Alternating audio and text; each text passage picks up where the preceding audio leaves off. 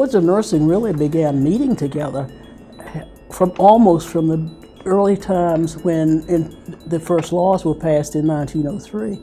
So there's a long history of the groups coming together, but it was always under the aegis of either the NLNE, as it was then, or the ANA. When I became executive secretary, I was aware that the executive secretaries of boards of nursing had to be approved by the American Nurses Association.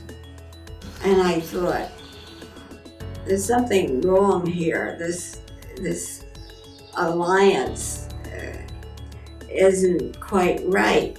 And at the same time, there were movements going on, questions being raised about the governance of the professions. And were these boards of the profession serving the profession or serving the needs of the people of the state?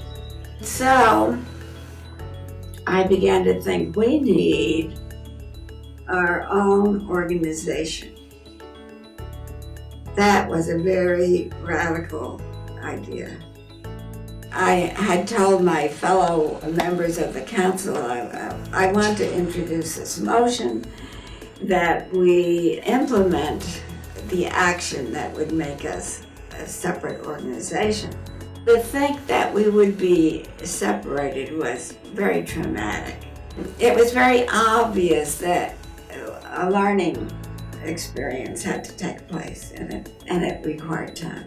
We watched the progress of this through attempts to get a motion to do something until finally in 1977 the ANA Council adopted the motion to form a task force to look into establishing a freestanding organization.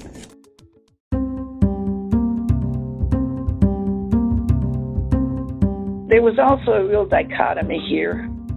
You have 4 RNs who are very dedicated to their profession, but these women were visionaries. They saw beyond the immediacy of their own needs. They not only worked on this task force, but they also had a full-time job as an executive director.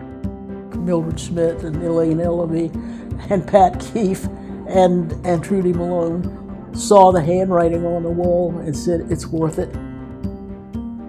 whatever it takes. Elaine Ellaby was fearless.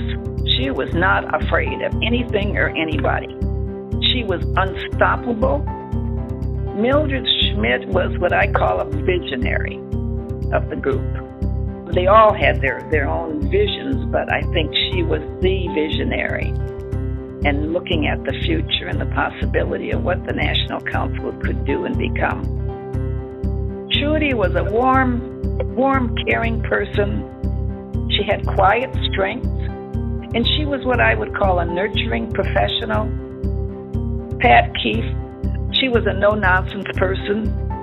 I think of the group, she displayed the most courage because at times she was not sure about this change in organizational structure for the council.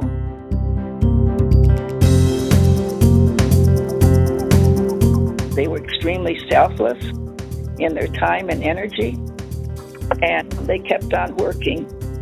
What I learned from that is if you gain some ground, be prepared to lose some ground the next meeting.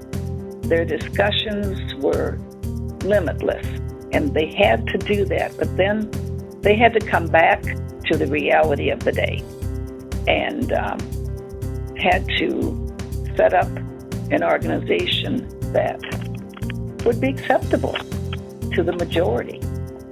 The underlying concern was where was the money coming from? We needed, of course, funding. Well, the checkbooks came out. All of us contributed to that very beginning fund, but Joyce was the first one.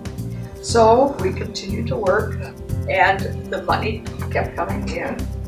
We were granted $25,000 from the Kellogg Foundation. And by 1978 in June when we met at the hotel in Los Angeles.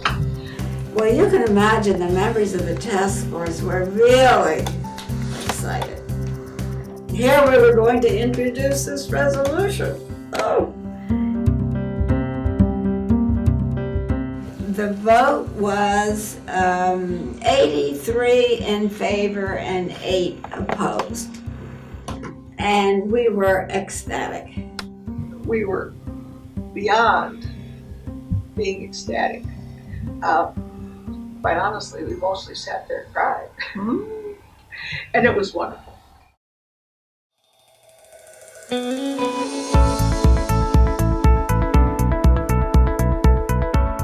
The council was independent. The first thing we had to do, and this was, of course, decide how we were going to handle the examination and to hire an executive director for the independent council. We were very aware of what any decisions that we made. We had to think about the future and what it meant.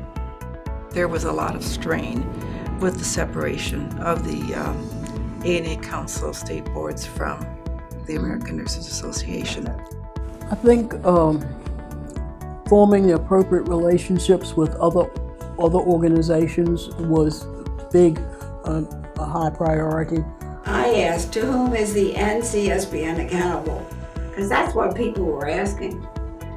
Well, if you're not accountable to the ANA, who are you accountable to? So I pointed out, we're accountable to the people of the state to make sure that the nursing profession is responsible, that these are people who are professional people, know what they're doing, they're licensed in the state, and they're going to be accountable to the people of the state.